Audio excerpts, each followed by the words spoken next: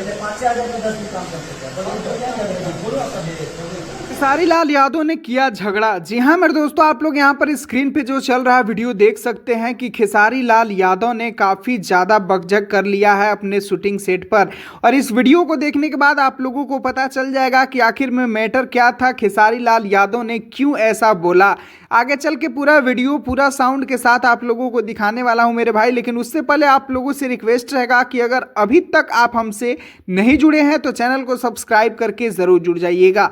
चलिए आप लोगों को बताता हूं, तो अभी भोजपुरी के ट्रेंडिंग स्टार खेसारी लाल यादव का फिल्म का शूटिंग चल रहा है, जिस फिल्म का नाम है वादा रहा। वादा रहा के सेट पर खेसारी भैया ने कुछ बोला है जो कि आप लोग वीडियो में सुन सकते हैं। पहले 5,000 10 दिन में काम करते थे।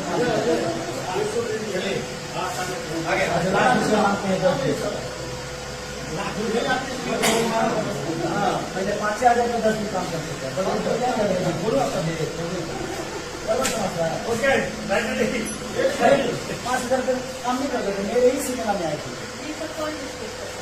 एक आदमी बहुत ज्यादा बोलने लगा है।